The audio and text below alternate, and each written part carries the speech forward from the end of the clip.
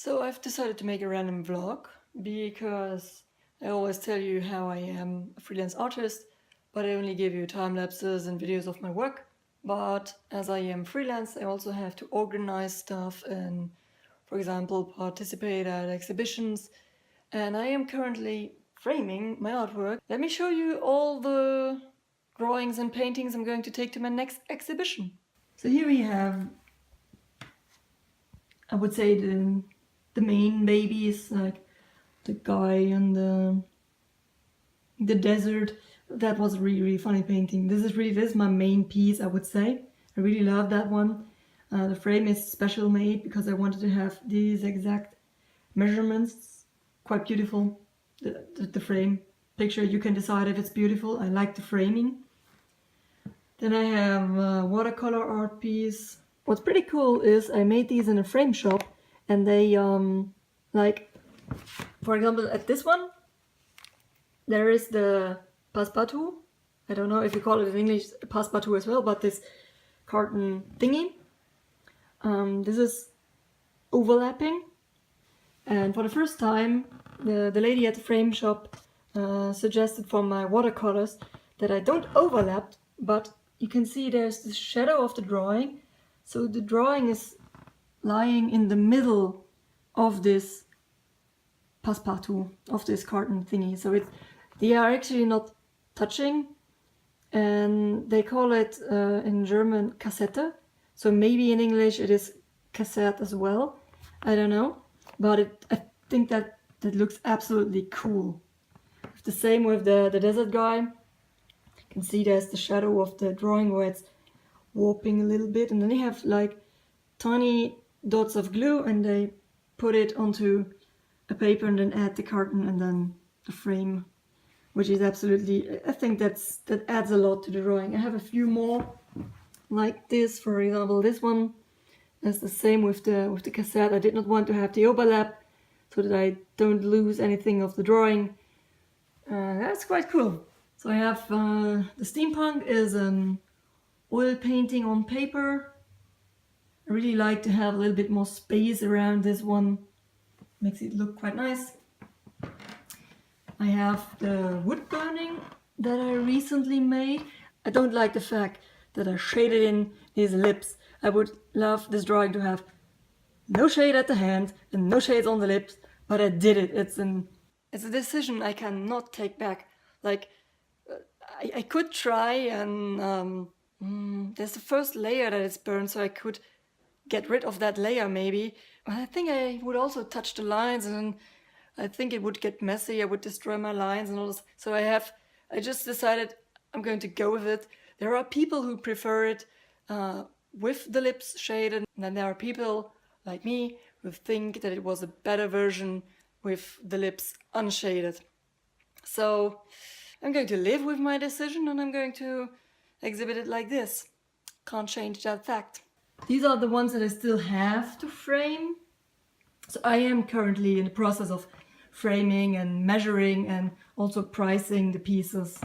There is like the lymphocyte that's catching bacteria. It's a white blood cell. I was drawing this on Twitch. And here we have also a white blood cell, which is, if I understand correctly, a lymphoblast, which is currently mutating into some antibody or something. I still have to learn a little bit about the cells, but I like this kind of drawings. I might do this a little bit more often. Then we have a pastel portrait. I think I have to cut the paper a little bit to get it into the frame. I'm just going to frame it like this because I want to exhibit it.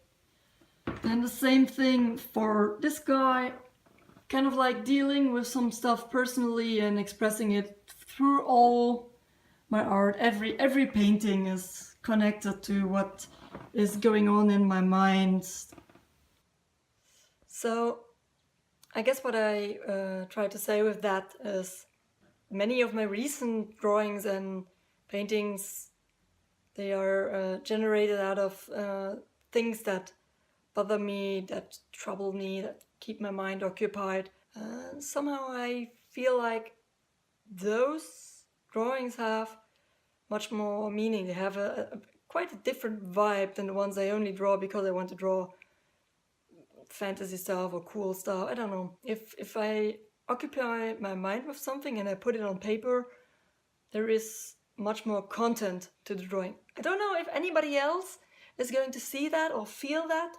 It might be that they are just going to see nice wood burning or nice watercolor painting and they just like the painting because of what it looks like. But for me at least, it's a very different process of creating, and I kind of like that. So I can really suggest that you dig into your topic, into stuff that's occupying you, that you're thinking about us, and not only draw the things that you think that people want to see. Draw the things that you want to draw, or the things that you feel like you need to draw. It makes a difference. Back to the paintings. So yeah, this was the last one we had. There is an older one, which is my zebra losing its marbles. This is the first one that I also used to try out Redbubble. So you can buy this in my Redbubble shop. I'm going to link it in the description box below if you want to. I have it on a t-shirt. Even my mother has this on a t-shirt as some kind of support, which is quite cool. So thanks for that. Another older one, which was an acrylic study, drawing on a book page because I like the texture of the paper. I can recommend that because old books, like this is a book from 1930s. It was already damaged, the book, so I'm only taking pages of a damaged book. Paper is quite cool, so I recommend painting on that. The anonymous body I made just because I wanted to do an acrylic study again. And as well to other acrylic studies. This one is going to be not for sale. This one is the one that's way too personal for me. I don't think that I'm going to give it away at anytime soon. Just going to keep this one. I wanna show it because I like the work, but I'm not ready to part with it. And then yeah, a random portrait, which I really like, so I'm going to exhibit it as well. So yeah, just to change it up a little bit, handheld camera and a little bit of my home, the floor that I'm always drawing on. And I hope you like this insight of my preparations for an exhibition. So this is also what you have to do if you are a freelance artist. Not only drawing, you're also preparing your drawings and you're thinking about pricing. You have to decide which price you put on it. You have to buy the frames, you have to get it framed or frame it yourself. All the work that comes with an exhibition. Thank you for watching this. If you are in Ludwigsburg, Stuttgart, Germany, somewhere in the South Baden-Württemberg, that direction, and you want to see the exhibition, it's at Holzgerlingen in the Burg Kalteneck. Anyway, if you're from around the corner, stop by, say hello. I will be there all the 3 days. It's from 12th October until 14th. I showed the poster of the exhibition in a previous video, so just go there and look at the dates at the time. So maybe I see you there. Anyway, thank you for watching and see you next time. Bye!